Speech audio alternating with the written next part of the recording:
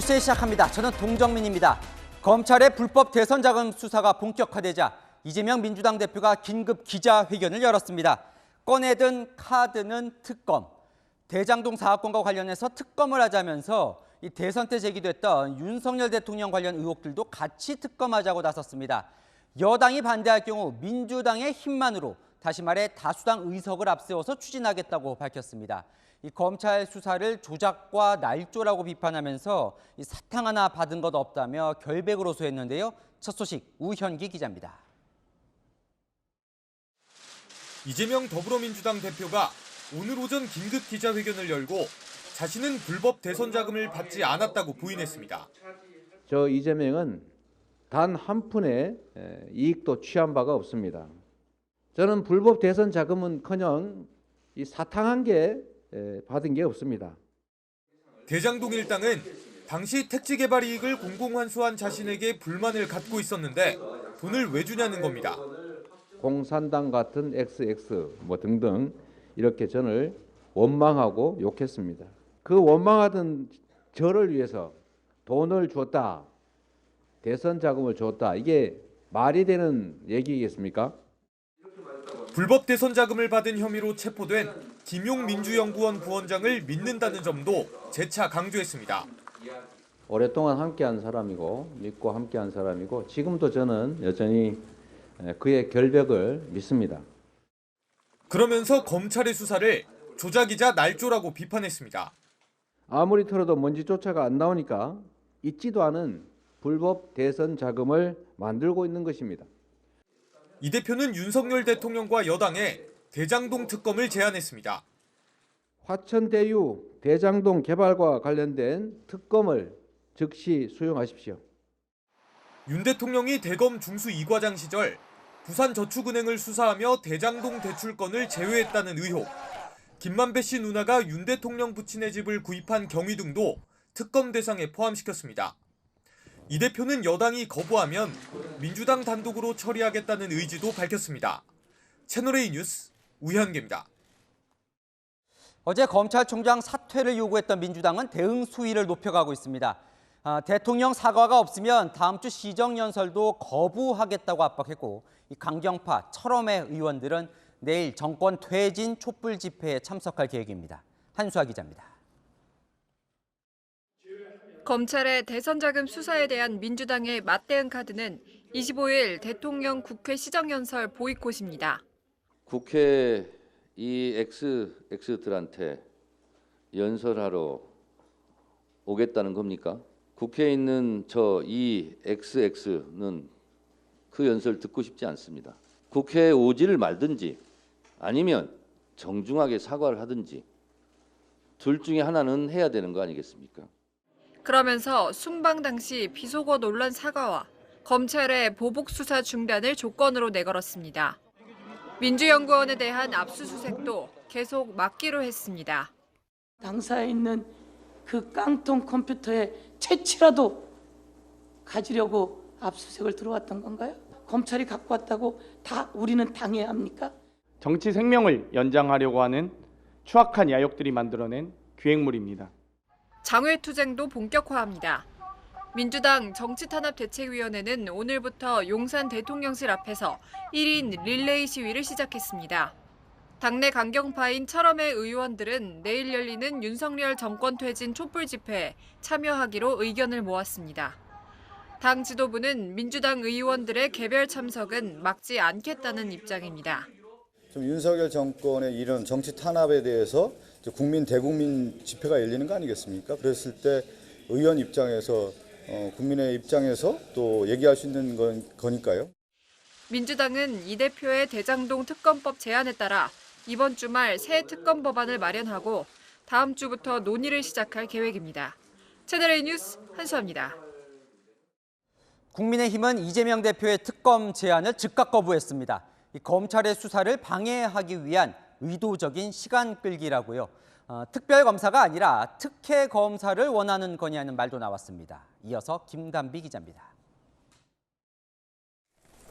국민의힘은 곧바로 특검 거부 기자회견을 열었습니다.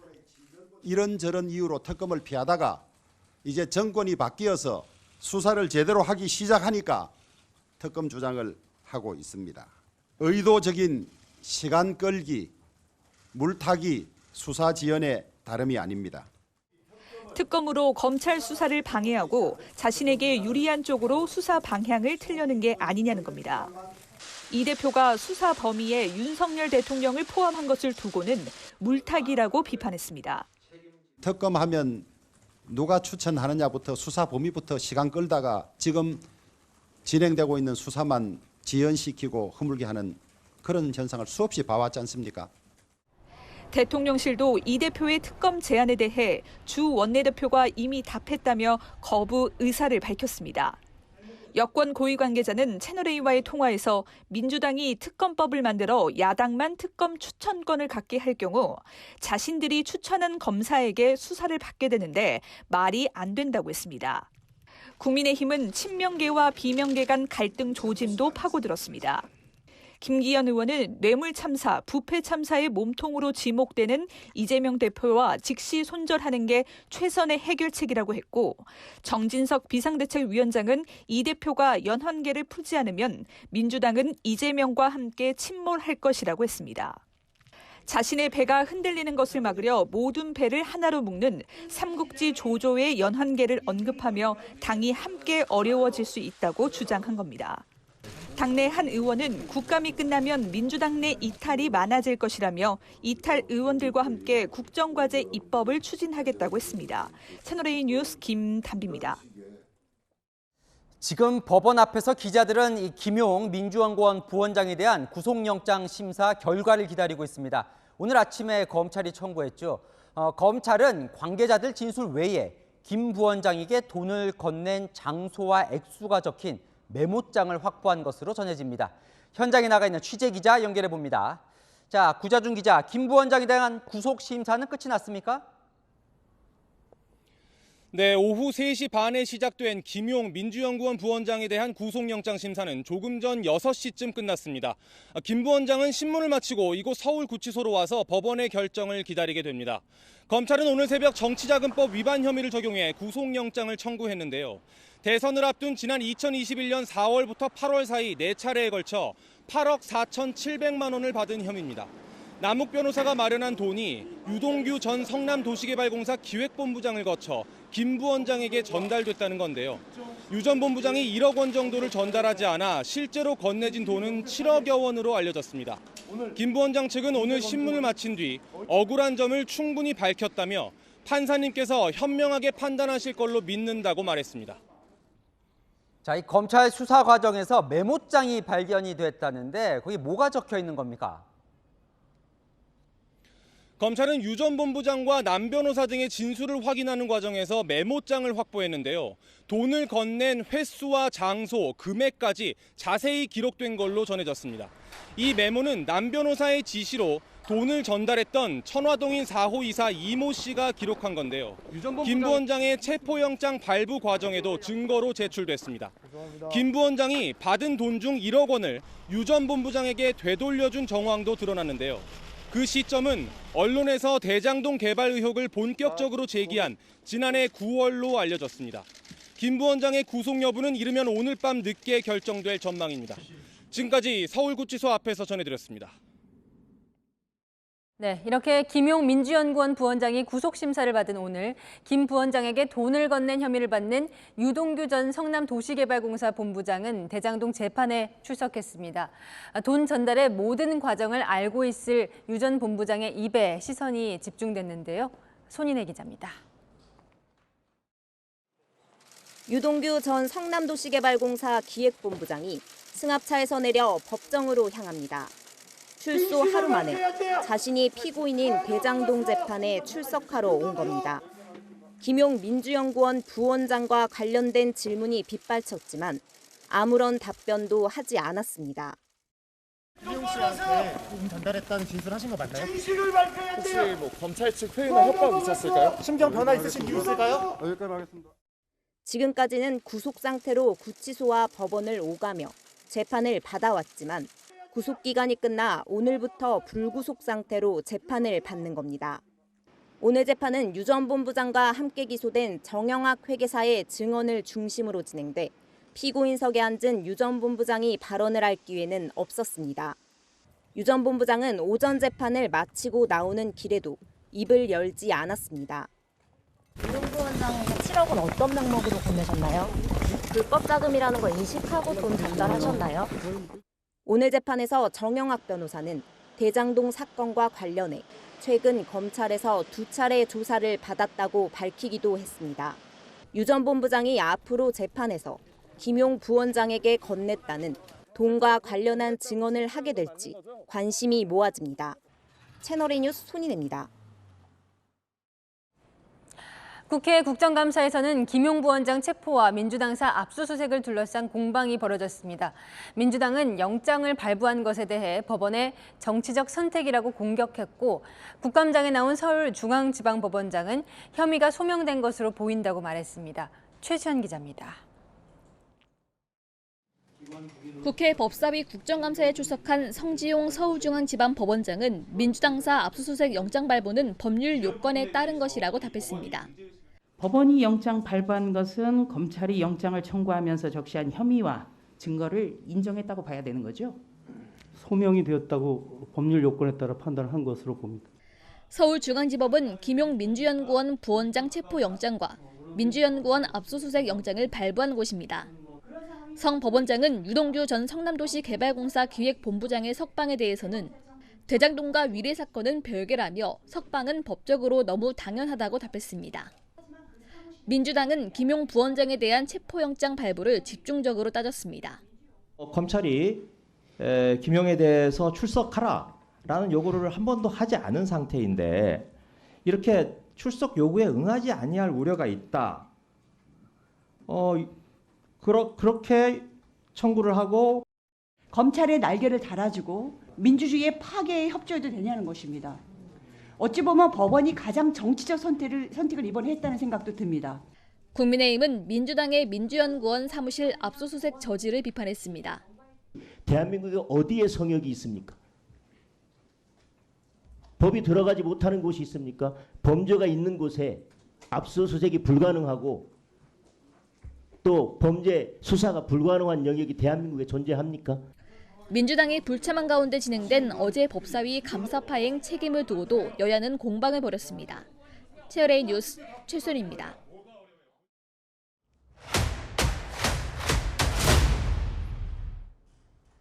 아는 기자 아자 시작합니다. 정치부 유주은, 사회부 박건영 기자 나왔습니다. 먼저 유주은 기자. 자, 이재명 대표는 갑자기 긴급 기자회견을 열었는데 왜 열었습니까? 네, 취재를 좀 해봤는데요. 이재명 대표 측 정면 돌파다 이렇게 말했습니다. 검찰의 수사가 이 대표를 향해 조여오는 상황에서 위기감이 들 수밖에 없겠죠. 이 시점에 제대로 반박을 안 하면 국민들이 이 대표를 의심할 수 있다. 이런 판단한 것으로 보입니다. 이 대표 측근들 사이에서는 긴급 기자회견을 두고 찬반도 엇갈렸다고 하는데요. 수사가 진행 중인 상황에서 자칫 말 한마디로 외통수에 걸릴 수 있다. 이런 우려의 목소리도 있었는데요. 이 대표가 기자회견을 해야겠다며 강하게 주장해 오늘 오전 갑작스럽게 열리게 됐습니다. 그러다 보니 전날 공지되는 민주당 지도부의 일정에도 포함되지 않았고요. 회견 시작 2시간 전쯤 오늘 오전 9시쯤에야 급하게 회견 공지가 되기도 했습니다. 자, 민주당은 정면 돌파다 이렇게 얘기를 하는데 국민의힘은 시간 끌기다 이렇게 보더라고요. 그건 왜 그런 겁니까? 네, 검찰의 수사 속도가 예상보다 좀 빨라지면서 수사에 대응할 시간이 필요했을 거다. 이런 게 국민의힘 주장입니다. 검찰의 수사를 늦추고 시간을 벌 수 있는 방법. 지금 이 시점에 특검밖에 없을 거다. 국민의힘은 이렇게 보고 있는 건데요. 주호영 원내대표, 이 대표가 과거 특검을 반대했던 발언을 상기시키며 이렇게 비판했습니다. 지난해 9월 이재명 당시 경기도지사는 특검 수사를 하면서 시간을 끄는 것은 적폐 세력들의 수법이라고까지 했습니다. 이 말씀이 그대로 맞는 것 같습니다. 이 대표의 긴급 기자회견 이유와 관련해 대장동 의혹으로 수사를 받고 있는 사람들을 향한 메시지 발신이다. 이런 분석도 내놓고 있습니다. 검찰 수사가 빨라진 건 수사 선상에 오른 관련 인물들의 진술이 바뀌면서거든요. 한 국민의힘 의원은 돈을 줬다는 진술을 자꾸 하니까 말 바꾸지 말라는 시그널을 보낸 것 아니겠느냐 이렇게 말하기도 했습니다. 김용 부원장에 대해 매일 김 부원장의 결백을 믿는다 이렇게 신뢰를 보내는 것도 같은 이유라는 겁니다. 자, 오늘 이재명 대표 기자회견장에 유준 기자가 이제 참석을 했잖아요. 좀 뭐 질문도 받고 하던데 뭐 새로 나온 이야기들이 있습니까? 새로운 증거를 제시하거나 새로운 주장은 없었습니다. 지난 대선 때 이 대표가 해왔던 해명과 크게 다르지 않았습니다. 자기가 12년 동안 트라이를 해봤는데, 즉 로비를 시도해봤는데 CR도 안 먹히더라 이렇게 얘기했습니다. 이재명은 찔러도 CR이 안 먹히더라. 이재명 알면 큰일 나니까 비밀 평생 간직하자 이렇게 얘기했던 사람이 제가 공공개발을 하려고 했고, 그런데 국민의힘이 이거를 당시 시의회가 나서서 전원 일치돼서 막았고. 국민의힘이 막아가지고 막지 않았으면 성남시가 100% 공공개발을 했을 건데. 자, 유준 기자가 자리에서 이제 질문도 하던데 답변을 상세하게 하진 않더군요. 네, 오늘 기자회견 말미에는 일문일답 시간도 있었는데요. 이 대표는 본인이 하고 싶은 말만 주로 했을 뿐 기자들 질문에는 명확히 답하지 않았습니다. 두 가지 질문 드리고 싶은데요. 저기 이 무한대로 할 수는 없고. 네. 김용 부원장을 믿을 만한 사람이다 언급해 주셨는데 사실관계를 직접적으로 언제 확인을 하셨는지 궁금하고요. 오늘은 특검 얘기만 하도록 하겠습니다. 네, 기자회견장에서 이렇게 당직자들에게 지시를 하기도 했습니다. 나중에 혹시 무슨 저기 정치 자금으로 낸 게 있는지 체킹을 한번 해봐 주시면 좋을 것 같아요. 조금 전 당은 김용 부원장으로부터 2018년 경기지사 선거 때 50만 원을 공식 후원받은 게 전부다 이렇게 밝혔습니다. 자, 박 기자에게 묻고 싶은 게 있는데요. 이재명 대표가 오늘 이런 이야기를 하더라고요. 남욱 변호사가 본인이 가벼운 처벌을 받으려고 정치 자금을 줬다고 말을 바꿨다. 이건 맞는 얘기입니까? 우선 통상적인 걸 보면요. 뇌물죄보다 정치자금법을 위반했을 때 이 돈을 준 사람, 공여자의 처벌이 더 가벼운 건 맞습니다. 하지만 검찰 수사를 통해 돈을 건넨 목적이나 사용처 등이 드러나면 기소 단계에서 얼마든지 혐의가 바뀌거나 또 추가될 수 있거든요. 이 대선 자금 명목으로 돈을 전달했다고 해도 이 돈을 받기 전후로 대가성 등이 확인된다면 뇌물을 준 혐의가 추가될 가능성이 남아 있습니다. 결국 검찰이 향후 남 변호사 등에게 어떤 혐의를 적용할지 수사를 통해 지켜봐야 되는 부분입니다. 자, 유준 기자, 오늘 이제 가장 이재명 대표 기자회견 중에 주목받은 건 여당이 거부를 하더라도 힘으로라도 이 특검을 추진하겠다 이 내용인데요. 가능한 거예요? 이렇게 특검을 할 수 있는 거예요? 사실 이미 대통령실은 거부 입장을 밝혔잖아요. 네. 대통령이 거부하면 특검은 안 됩니다. 그래도 특검 절차는 한번 살펴보죠. 민주당 단독으로 특검법 발의는 가능합니다. 하지만 법사위를 통과해야 하는데 위원장이 국민의힘 김도읍 의원이라 법사위 통과부터 쉽지 않아 보입니다. 설사 본회의까지 상정돼서 표결로 처리가 되더라도 대통령이 받아들여줘야 합니다. 거부된 특검법안을 국회가 다시 통과시키려면 200명의 동의를 얻어야 해서 169석인 민주당만으로는 처리가 어렵습니다. 자, 검찰 수사 상황도 좀 살펴보죠. 자, 지금까지는 관계자들 진술이 바뀌었다. 여기에 이제 중점이 가 있었는데 물증이 하나 나왔다는 거예요. 이 메모장, 뭐가 적혀 있었던 겁니까? 네, 이 메모장 작성자가 누구냐 이거부터 먼저 살펴봐야 할 것 같은데요. 네. 이 남욱 변호사가 마련된 돈을 전달하는 심부름을 했던 이 천화동의 4호 이사를 맡고 있던 이모 씨가 기록한 겁니다. 몇 월 며칠 같은 돈을 건넨 시점은 물론이고요. 이 남 변호사의 개인 사무실이나 또 정민용 변호사의 아파트 지하 주차장 같은 장소, 그리고 매번 얼마씩 건넸다 이런 금액까지 상세하게 적어놨던 건데요. 이렇게 건네진 돈이 총 4차례 8억 4,700만 원으로 파악된 겁니다. 자세하다고 했는데 이게 어느 정도 좀 결정적인 역할을 할 수 있을 걸로 보이나요? 네, 사실 이 메모라는 게 계좌이체처럼 기록이 남는 게 아니라 모두 현금으로 전달된 상황이잖아요. 네. 예, 현금이다 보니까 검찰 입장에선 돈이 건네진 시간과 장소 등을 입증하는 게 결국 관건이 됩니다. 이 메모장을 아까 다시 보면요. 날짜와 장소 그리고 금액이 적혀 있었잖아요. 그럼 이때 이 돈을 받은 사람이 실제로 그 장소에 왔는지 검찰은 통신 기록 등을 통해서 확인할 수 있고요. 또 이 사건 관련자들의 금융 계좌에서 돈이 들거나 난 기록이 있는지 추가로 확인할 수 있는 유용한 실마리가 될 수 있습니다.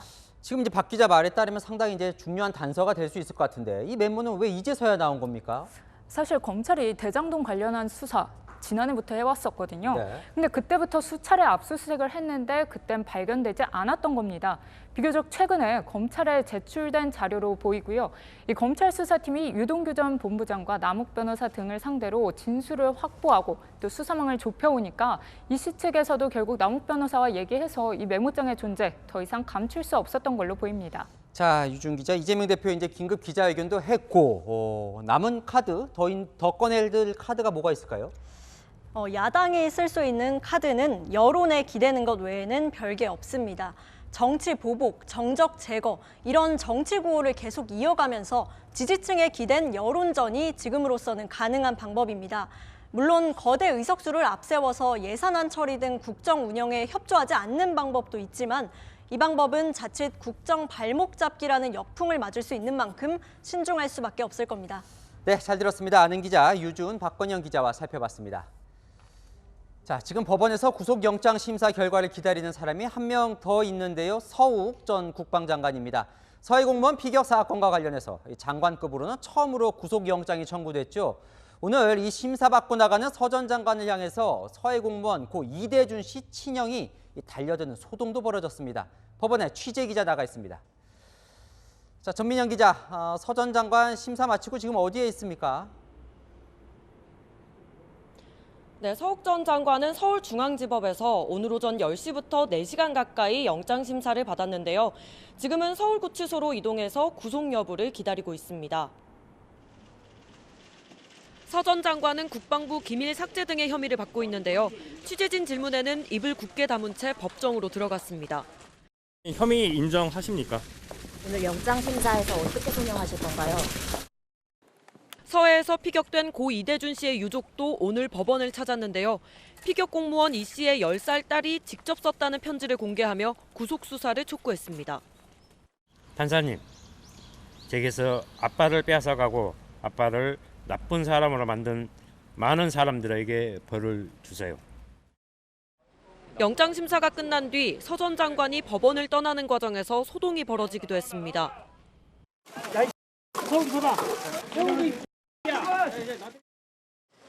이 씨의 자진 월북을 발표했던 김홍희 전 해양경찰청장도 오늘 오후 2시 반부터 영장 심사를 받았는데요.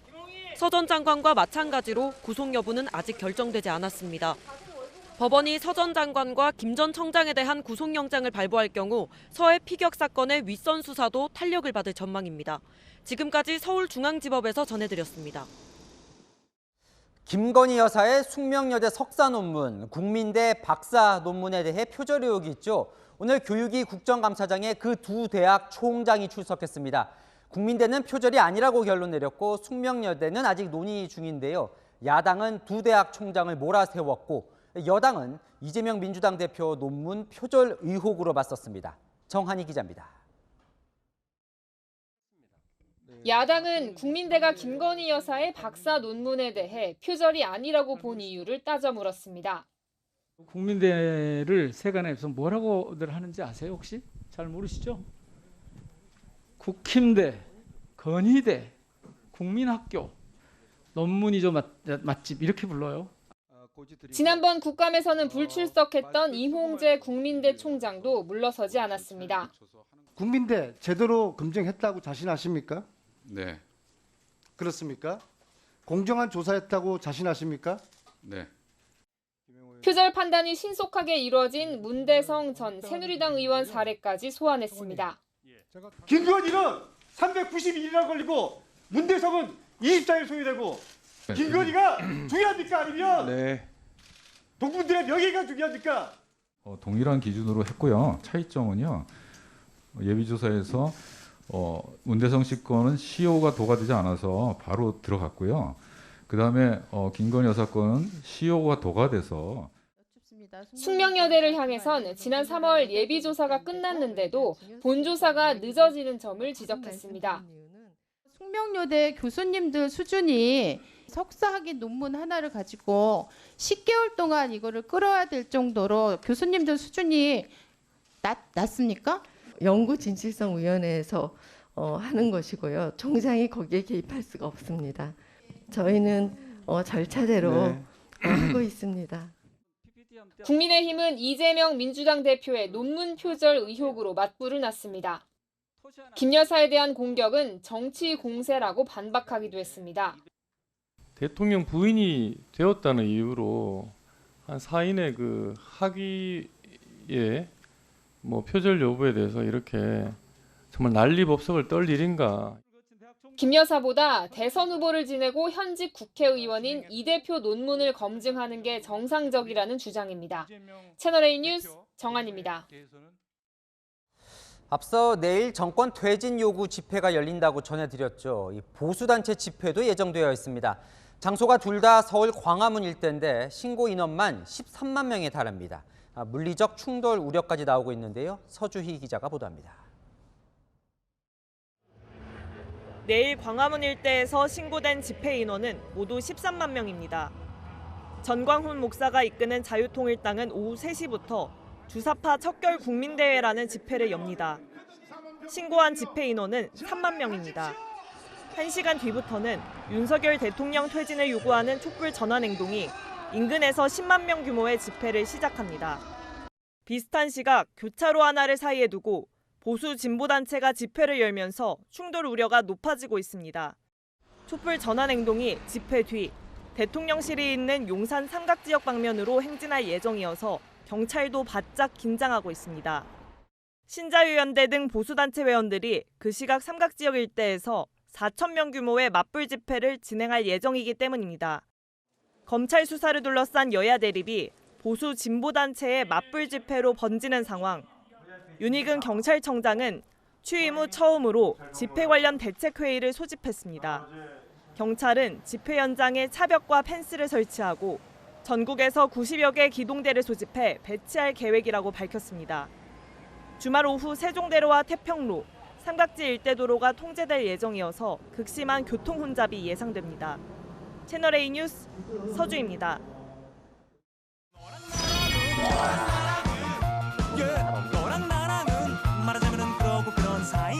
얘랑 정치부 김민지 기자와 함께합니다. 첫 번째 주제 보겠습니다. 고민정 민주당 의원 보이고요. 검사와 민주당 인사들 대치 장면이 함께 보이는데 뭐가 아닙니까? 네, 고 의원이 당시 압수수색을 막은 게 아니라고 했는데요. 그제 검찰이 압수수색을 시도하면서 민주당 의원들과 대치하던 상황을 설명하면서 나온 말입니다. 저희가 몸으로 막았다기보다는 그 앞에서 어쨌든 서 있었던 것이고요. 왜냐하면 이제 몸 대 몸이 부딪혀 버리면은 불상사가 생길 수도 있는 것이니까. 자, 그냥 서 있은 것이다. 어제 검찰총장 얘기와는 좀 다르네요. 맞습니다. 어제 이원석 검찰총장은 당시 현장에서 이런 일을 당했다라고 하면서 공무집행 방해 혐의 적용까지 언급했죠. 현장에 나갔던 검사의 와이셔츠 단추가 뜯겨져 나가고 또 돌아오는 과정에도 컵과 달걀이 날아들었다는 보고를 받았습니다. 공무집행 방해 혐의를 적용할 것이냐라는 의원님 말씀에 대해서는 저희들도 여러모로 검토를 하겠습니다만 또 같은 압수수색 영장이라도 최근 민주당에 발부된 것과 과거 상대당에 발부된 것 그 두 가지가 성격이 좀 다르다는 입장인 것 같네요. 민주당사는 검찰이 주장하는 혐의와 하등 관련이 없습니다. 이 압수수색 집행 시도는 제1야당인 민주당에 대한 부정이고 국정감사에 대한 도발입니다. 그래서 검찰이 영장 쉽게 청구 안 해줍니다. 그죠? 이 혐의가 어느 정도 소명이 되니까 검찰이 영장을 청구했고 법원이 영장을 발부했습니다. 범죄 사실에 관한 소명이 있는 거예요. 그렇죠? 자, 다음 주제 넘어가 보겠습니다. 국민의힘이 여론조사에 대해 문제 제기를 했어요. 네, 여론조사 업체들의 신뢰성을 문제 삼았습니다. 지금 여론조사 기관들이 무분별하게 만들어져서 우려를 낳는 상황들이 벌어지고 있습니다. 윤석열 대통령 탄핵 여론조사 결과라는 것을 발표한 기관의 장이 노무현 청와대 출신이며 주호영 원내대표가 지적한 조사 업체는 최근 윤석열 대통령의 탄핵에 대해 국민 절반 이상이 공감한다는 내용이나 이재명 대표 기소를 두고 50.7%가 정치 보복이라 답했다는 등의 조사 결과를 발표한 바 있습니다. 국민의힘에 불리한 결과가 나왔다고 문제 삼을 수는 없을 것 같고요. 네. 무분별하게라고 말한 근거가 있습니까? 여당이 문제 삼은 대목 한번 들어보시죠. 중앙선거 여론조사심의위원회 등록 명단에도 없는 업체에서 나온 결과입니다. 누가 보더라도 야당의 입맛에 맞는 여론조사 결과만 나옵니다. 아니, 여론조사심의위원회에 등록을 안 한 업체도 여론조사를 할 수는 있는 거예요? 일단 선거법에 따라서 정당이나 대선, 총선 후보의 지지율 조사는 여심위에 등록된 업체만 할 수 있는데요. 그런 지지율이 아닌 다른 정치 현안에 대해서는 미등록 업체도 여론조사를 할 수가 있습니다. 해당 업체의 대표는 또 다른 여론조사 업체의 대표도 함께 맡고 있는데요. 과거 노무현 정부 관련 이력도 보이는데 또 다른 곳은 또 등록한 업체라면서요?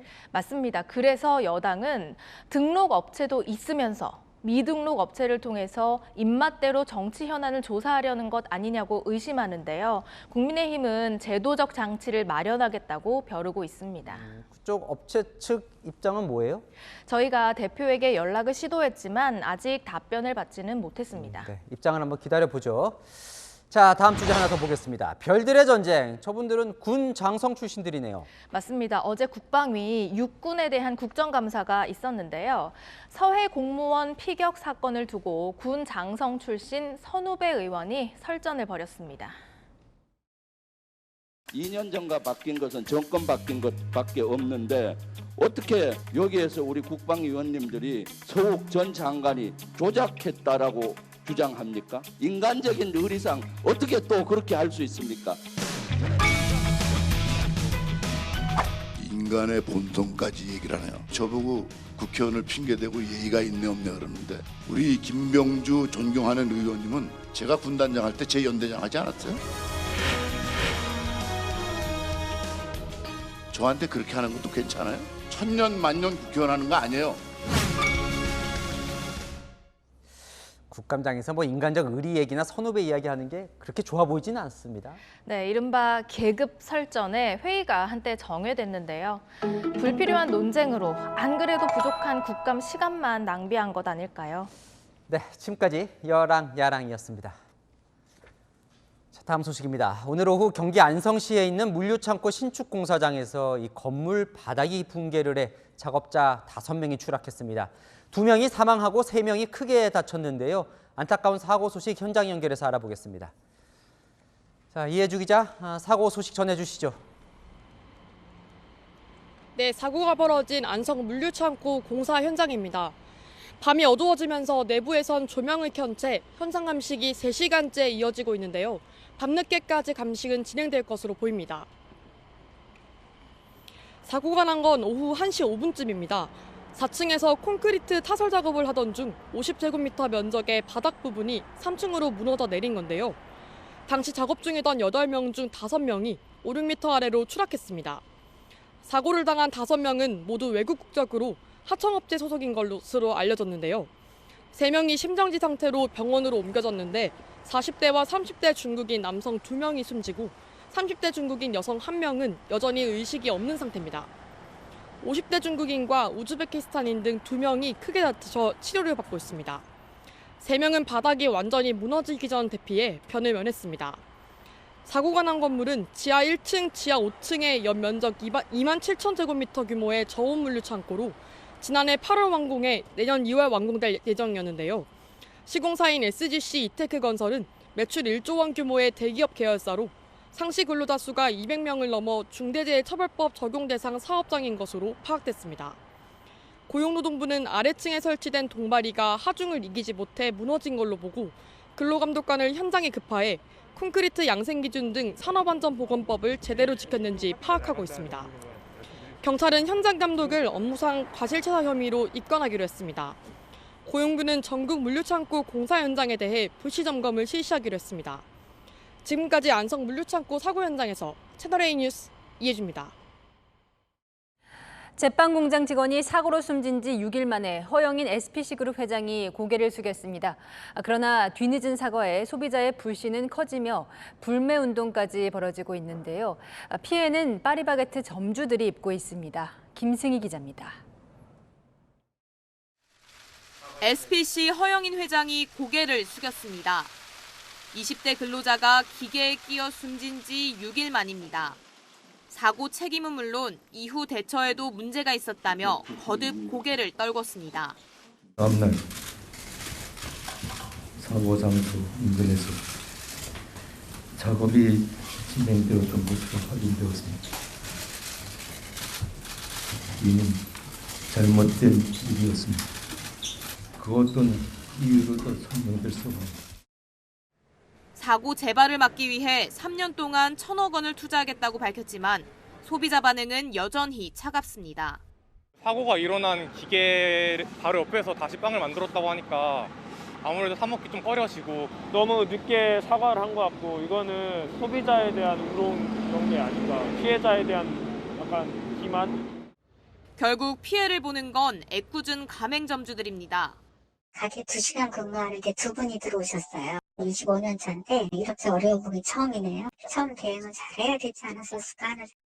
이래 장사해도 되냐? 친구도 빵에다 하는데 내가 사 먹어도 되냐? 이런 식이죠. 저희 점주들도 다 동감하고 가슴 아파하고 하는데 저희 나름대로는 또 고통을 또 당하는 거죠. 대국민 사과에도 불매운동은 한동안 이어질 것으로 보입니다. 채널A 뉴스 김승희입니다. 일부러 교통사고를 내서 보험금이나 합의금을 뜯어낸 이집트인이 경찰에 붙잡혔습니다. 유창한 한국말로 갈취한 돈만 1억 원이 넘습니다. 홍진우 기자입니다. 차선을 넘나들며 비틀거리는 SUV 차량. 차선을 바꾸자 뒤에서 오던 차량이 그대로 들이받습니다. 당시 SUV 운전자는 음주 상태였습니다. 뒷차 운전자인 20대 외국인은 치료비 명목으로 985만 원을 받았습니다. 급차선 변경을 하는 차량을 뒤에 오던 차량이 들이받습니다. 보험금을 챙긴 뒷차 운전자, 역시 같은 20대 외국인이었습니다.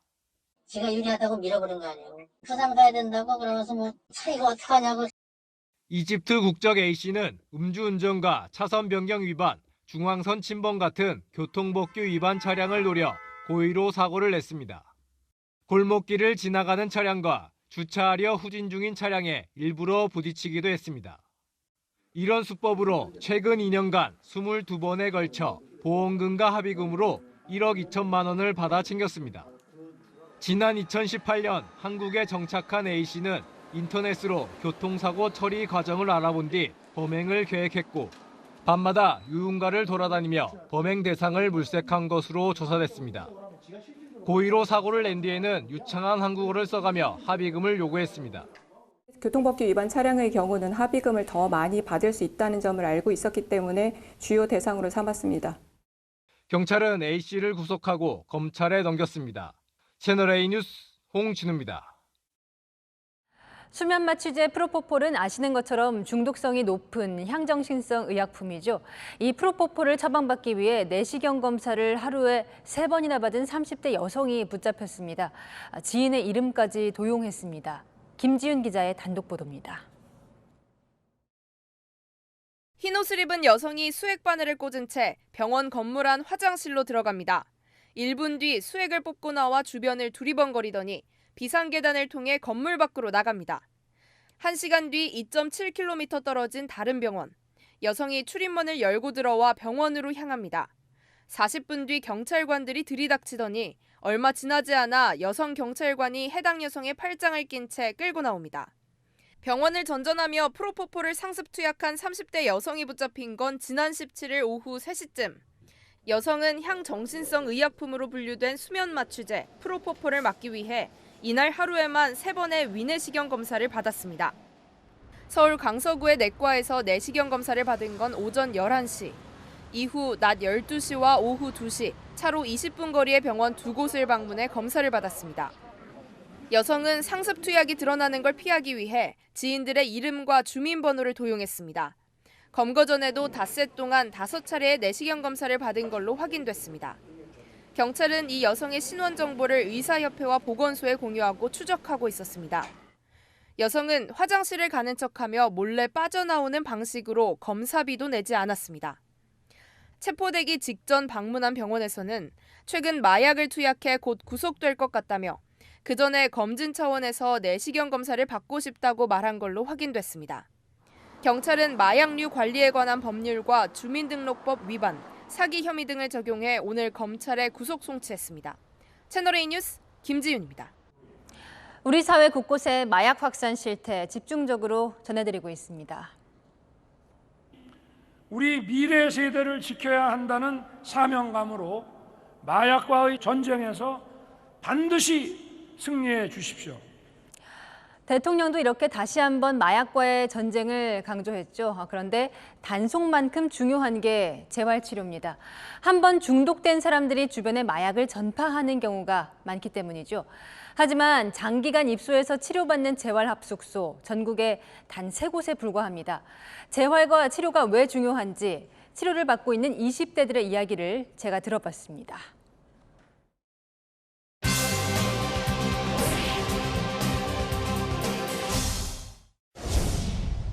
마약 중독을 치료받으려고 재활시설에 들어온 사람들이 둘러앉아 대화를 나누고 있습니다. 7명 중 6명이 20대입니다. 나는 망가질 수 있구나. 근데 뭐 내 가족이 망가지는 모습은 더 이상 보지 못하겠어서 그런 신념을 가지고 하고 있고. 26살 A씨는 호주 유학 시절인 20살에 마약을 처음 배웠습니다. 근데 처음에는 엑서시를 배웠는데 코카인에도 잠깐 중독돼 있다가 결국에 필로를 배우게 되면서 한국에 왔을 때도 더 이상 구하지 말았어야 했는데 구글링 하니까 또 되더라고요. 바로 장사도 했고. 가까운 사람에게 마약을 건넸다고 고백합니다. 왜 전파를 시키게 되는 걸까요? 그게 죄인 줄을 몰라 일단. 왜냐면 저도 친구도 줘보고 여자친구도 줘보고 해봤지만 그때 그 마음은 너 죽어봐 해서 주는 게 아니고 이게 돈보다 좋은 건데 내가 너 한번 줄게 라는 마음이었거든요. 뇌세포가 약간 망가졌다는 느낌이 들 때도 있어요? 실제로 저는 이것 때문에 군대 못 갔어요. IQ가 너무 많이 떨어져가지고 그때 58? 3개월 전부터 재활치료를 시작한 27살 B씨는 마약에 대한 경계심이 무너진 순간을 잊지 못합니다. 클럽을 친한 형들하고 갔는데 어떤 이제 알약을 보여주면서 이거 한번 먹어볼래라고 하더라고요. 근데 이제 거절을 했어요. 그 형이 그거를 먹고 놀고 있는 그 형 모습을 보는데 굉장히 괜찮은 거예요. 막 걷기도 하고 말도 잘하고 막 춤도 추고 이래서 제가 먼저 말을 하게 되더라고요. 반알만 줘봐. 쾌락이 느껴지면서 막 천국을 좀 맛보게 됐죠. 하지만 중독자로 산 5년은 지옥 같은 시간이었습니다. 걷지도 잘 못했고 숟가락 드는 것조차 힘들었어요. 마약값으로 쓴 게 거의 번 돈의 70%는 쓴 것 같아요. 9억 이상은 쓰지 않았나. 특히 코로나19 확산 이후 클럽이 문을 닫으면서 마약은 SNS 등 온라인에서 급격하게 번졌다고 증언합니다. 중독자들이 중독자들을 만들거든요. 한 명의 중독자가 100명의 중독자를 만드는 거예요. 오프라인 경제가 죽고 온라인이 살아나면서 돈들이 없어지면서 마약 판매상이 좀 증가하지 않았나. 그래서 마약을 스스로 그리고 완전히 끊는 것이 어렵다는 사실에 두려움을 느끼고 합숙소에 들어온 겁니다. 본인의 의지로 할 수 없다. 신의 영역이다. 그 음지에서 많이들 죽으셔요. 제가 아시는 분들도 50일 못 넘겨요. 그런데 이런 재활 합숙 시설은 국내에 3곳뿐. 여성이 들어갈 수 있는 시설은 없습니다. 많이 부족한 정도가 아니죠. 전문 치료병원에 입원하고 거기 나와서 사회 복귀하려면 입소자 시설들이 필요해서 20대가 잘 기억이 안 나. 어떻게 보면 제일 예쁠 나이인데 그때 기억이 별로 없는 거네요. 쾌락적으로 놓은 거? 그런 현상들만 살짝 기억나고 지금은 이 문제를 해결해서 당당하게 다시 살려고요. 여인선이 간다 였습니다. 다음 뉴스입니다. 마거릿 대처를 롤모델로 취임한 트러스 영국 총리가 단 44일 만에 사임 의사를 밝혔습니다. 후임에 존슨 전 총리가 다시 거론되는 등 영국 정치가 그야말로 혼돈에 빠졌습니다. 이다혜 기자입니다. 지난달 6일 취임 직후 코로나19 팬데믹 등으로 침체된 경제를 회복하겠다며 450억 파운드, 우리 돈 72조 원 상당의 대규모 감세 정책을 발표했던 리즈 트러스 영국 총리. 그러나 부자 감세라는 비판과 함께 영국 중앙은행의 긴축 정책과 엇박자를 내며 파운드화 가치는 폭락하고 물가는 급등했습니다. 결국 열흘 만에 정책을 철회하고 최측근인 재무장관도 경질했지만 내무장관까지 돌연 사퇴했습니다. 트러스 총리는 취임 44일 만에 역대 최단기 총리로 전격 퇴진했습니다. I cannot deliver the mandate on which I was elected by the Conservative Party. I have therefore spoken to His Majesty the King to notify him that I am resigning. 영국은 다수당 대표가 총리직을 맡는 만큼 보수당은 다음 주에 새 대표를 신속 선출하겠다는 계획입니다. 새 총리 후보를 자처하는 인물이 아직 나오지 않고 있는 가운데 지난 경선에서 고배를 마셨던 리시 수넥 전 재무장관, 파티게이트 논란 등으로 사임했던 보리스 존슨 전 총리 등이 거론되고 있습니다. 최근 선호도 조사에서는 존슨 전 총리가 32%로 가장 높고 수넥 전 장관이 뒤를 이었습니다. 카리브해를 여행 중이던 존슨 전 총리는 런던으로 돌아와 보수당 의원들과 회동을 가질 예정입니다. 채널A 뉴스 이다혜입니다. 힙합 댄스 브레이킹 2024년 파리올림픽에서 정식 종목으로 데뷔하죠. 오늘 서울에서 세계 선수권이 막을 올렸습니다.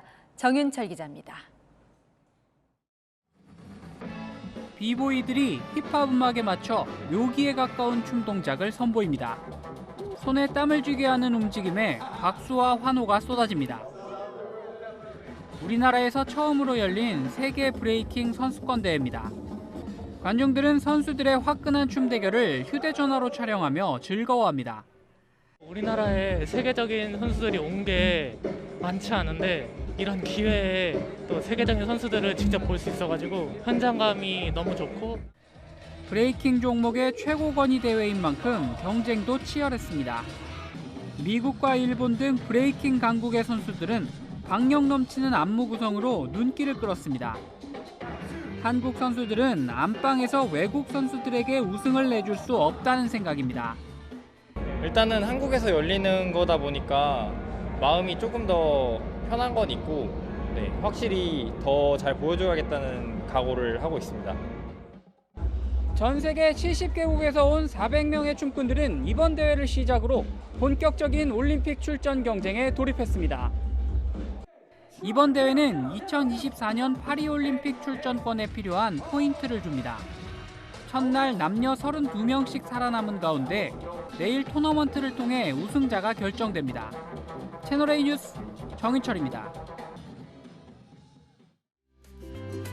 어제 직접 담아온 태백산 모습입니다. 능선을 따라 푸른빛이 돌았던 태백산은 어느새 가을색으로 완전히 탈바꿈했습니다. 가장 빨리 가을이 찾아온 강원 산지는 하나둘 단풍 절정기를 맞이하고 있는데요. 이번 주말엔 설악산과 오대산, 치악산이 가장 화려할 걸로 예상됩니다. 내일 가신다면 가을을 한눈에 담아오실 수 있겠습니다. 이번 주말 구름 많은 가운데 수도권은 미세먼지로 인해 공기가 탁하겠고요. 아침엔 쌀쌀하겠지만 낮엔 포근한 날씨가 예상됩니다. 서울의 최고 기온 19도, 부산은 23도로 예상됩니다. 큰 일교차에 대비한 옷차림 해주시길 바랍니다. 일요일 동해안 지역엔 비가 내릴 전망입니다. 날씨였습니다. 집권 여당은 통합과 협치를 해야 한다. 이재명 민주당 대표가 오늘 한 말인데요. 맞는 말입니다. 그런데 집권 여당이 정치와 협치를 포기했다면서 그 이유로 야당 말살을 들었습니다. 본인 측근 수사를 언급한 것으로 보이는데요. 이 검찰 수사가 협치의 대상인지는 한번 생각해 볼 문제입니다. 통합과 협치가 정치가 할 일이라면 범죄를 공정하게 수사하고 처벌하는 게 검찰, 법원이 할 일 아닐까요? 마침표 찍겠습니다. 정치는 협치, 수사는 법치. 뉴스에 마칩니다. 감사합니다.